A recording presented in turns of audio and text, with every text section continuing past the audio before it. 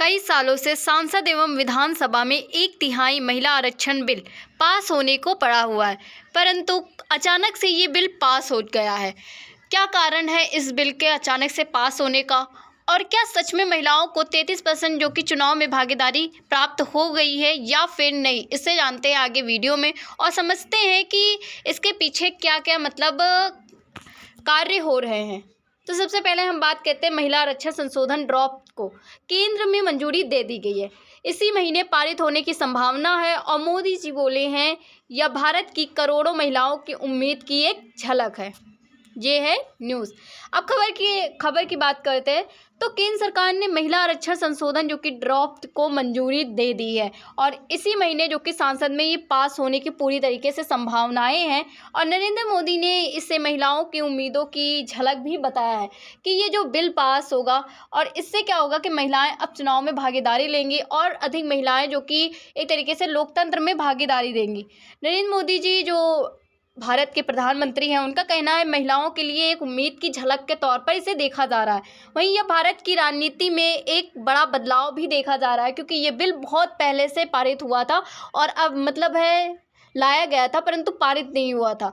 तो अब जाकर के ये बिल जो कि पारित होगा और इससे एक तरीके से बहुत ही ज़्यादा इम्पोर्टेंट माना जा रहा है महिलाओं को लेकर के और लोकतंत्र को भी लेकर के।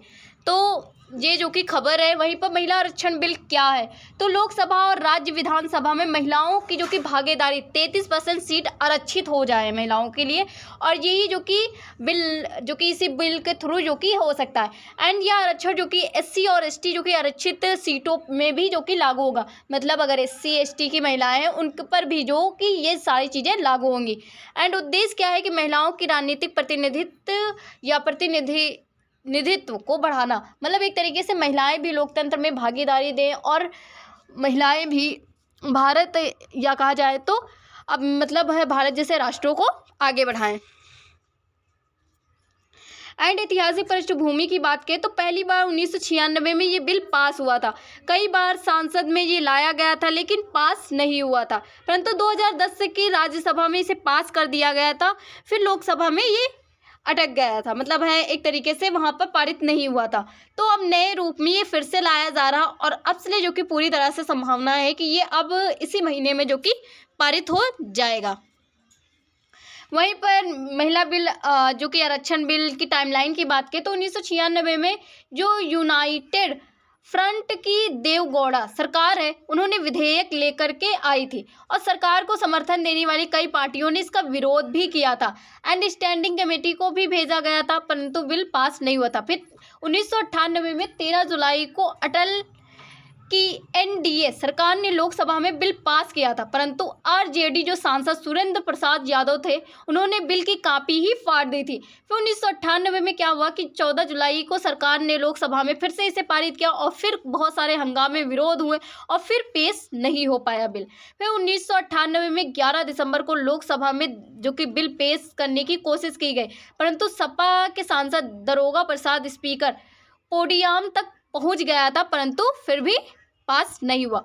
वहीं पर 1998 में 23 दिसंबर को अटल सरकार बिल पेश करने में कामयाब रही लेकिन JDU के विरोध किया और पारित नहीं होने दिया। फिर 2000 में अटल सरकार ने पेश करने की फिर से कोशिश की लेकिन सफलता नहीं मिली। फिर 2002 में अटल सरकार ने पेश करने की कोशिश की लेकिन सफलता फिर भी नहीं मिली, परंतु 2023 में जो कि जुलाई में BJP नेता मुरली मोहर जोशी ने सर्वदलीय जो कि बैठक में अहम सहमति बनाने की कोशिश की लेकिन सफलता वहां पर भी नहीं प्राप्त हुई।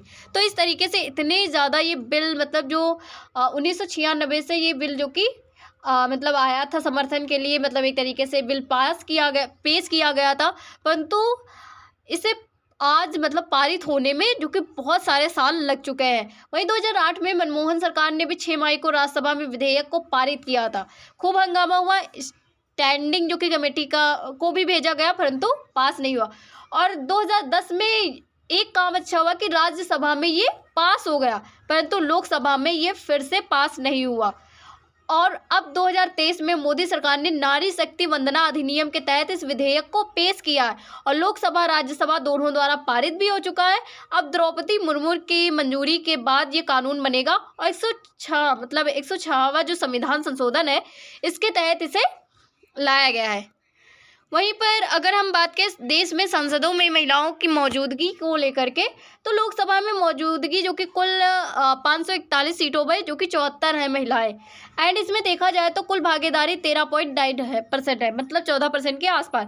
राज्यसभा में मौजूदा जो कि कुल सदस्य की बात करें तो 242 है और उसमें से महिलाएं जो कि 41 है और इसमें देखा जाए तो लमसम जो कि 17% के आसपास महिलाएं हैं। वहीं पर लोकसभा में कुल 75 महिला सांसद की बात करें तो पश्चिम बंगाल में सबसे ज़्यादा है, उसके बाद में उत्तर प्रदेश में है, फिर महाराष्ट्र में है, फिर मध्य प्रदेश में है, फिर तमिलनाडु में है, बिहार में है, गुजरात में है, उड़ीसा में है, राजस्थान है, कर्नाटक है, छत्तीसगढ़ है, आंध्र प्रदेश है, तेलंगाना है और दिल्ली है, झारखंड है, उत्तराखंड है, त्रिपुरा है एंड पंजाब, केरल, हिमाचल प्रदेश, हरियाणा और असम जो कि इसमें आते हैं। वहीं पर दादर और नागर हवेली और दमन दीव भी इसमें आते हैं। एंड इसमें देखा जाए तो जो 7 राज्य हैं उसमें 6 केंद्र शासित प्रदेश एक भी महिलाएं नहीं है, मतलब 7 राज्यों से और 6 केंद्र शासित प्रदेशों से महिलाएं हैं ही नहीं। जैसे राज्यों की बात करें तो गोवा, मणिपुर, मेघालय, मिजोरम, नागालैंड, सिक्किम, अरुणाचल प्रदेश। वहीं केंद्र शासित प्रदेशों की बात करें तो जम्मू कश्मीर, लद्दाख, अंडमान और निकोबार द्वीप समूह, चंडीगढ़ और लक्षद्वीप, पांडुचेरी, यहाँ पर जो कि कोई भी महिलाएं नहीं है, मतलब एक तरीके से वो लोकसभा की सीट, राज्यसभा की सीट में कहीं भी महिलाएं नहीं हैं। वहीं पर मुख्य प्रावधानों की बात करें तो लोकसभा व विधानसभा में 33% जो कि आरक्षण दिया जाएगा महिलाओं को।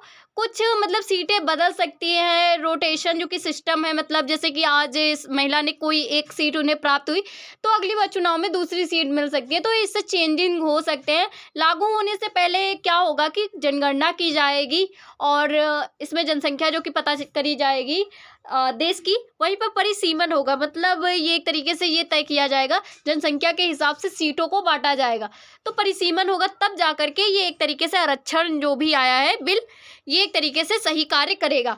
लागू कब होगा तो बिल पास होने के बाद तुरंत ही लागू नहीं होगा, पहले जनगणना होगी, परिसीमन होगा, इसके बाद सीटों का आरक्षण लागू होगा और फिर जा करके क्या होगा, इम्प्लीमेंटेशंस, मतलब इसमें एक तरीके से समय लगेगा, फिर जा करके ये लागू होगा बिल। तो इस तरीके से जो कि बहुत सारे मतलब अभी समय लग सकता है। फायदों की बात करें तो महिलाओं की राजनीतिक भागीदारी बढ़ेगी और राष्ट्र को आगे बढ़ाएंगी। निर्णय लेने में जो कि जेंडर जो कि बैलेंस आएगा, एक तरीके से अगर देश के लिए निर्णय लिया जा रहा है तो महिलाओं की भी भागीदारी इसमें होगी। समाज में महिलाओं की स्थिति और अधिक मजबूत होगी। लोकतंत्र अधिक जो कि इंक्लूसिव, मतलब एक तरीके से मतलब विस्तार होगा और अच्छे से कार्य करेगा क्योंकि महिलाएं भी इसमें भागीदारी देंगी। तो इस तरीके से क्या होगा कि दोनों जेंडर जो कि एक तरीके से मतलब फैसले लेंगे और इससे ना मतलब देश के लिए अच्छे फैसले लिए जाएंगे। तो ये एक देखा जा रहा है कि ये फ़ायदे हो सकते हैं। कुछ चुनौतियों की बात करें तो ओबीसी जो महिलाएं हैं उसमें जो कि एक अलग से आरक्षण नहीं है, क्योंकि इसमें थोड़ा सा बवाल हो सकता है कि आरक्षण होना। वहीं पर जो रोटेशनल से की बात करें तो इसमें क्या होगा कि एक महिला को सीट प्राप्त होती तो वही सीट उसे नहीं मिलती यार, एक तरीके से आरक्षित वही नहीं होती, तो कंटिन्यू जो कि सीटें नहीं मिल सकती, तो ये एक समस्याएं हो सकती है। वहीं पर इम्प्लीमेंटेशन में मतलब समय लग सकता है, एक तरीके से इन्हें व्यवस्थित करने में अभी थोड़ा सा समय लग सकता है। तो ये कुछ मतलब है चुनौतियों के तौर से देख सकते हैं। राजनीतिक महत्व की बात करें तो जो कि हिस्टोरिकल रिफॉर्म माना जा रहा है एक तरीके से, और सभी पार्टियों पर दबाव बढ़ेगा और समर्थन देने के लिए। और दूसरी तरफ ये भी देखा जा रहा है कि महिलाओं का जो वोट बैंक है ये प्रभावित हो सकता है, क्योंकि महिलाओं को एक तरीके से ये बिल जो पास हुआ है जिसके द्वारा किया गया है, तो मतलब महिलाएं जो कि क्या करेंगी उन्हीं को वोट देंगी, तो एक तरीके से वोट बैंक प्रभावित हो सकता है।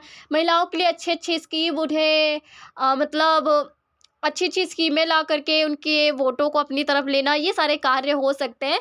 तो ये एक राजनीतिक महत्व देखा जा रहा है।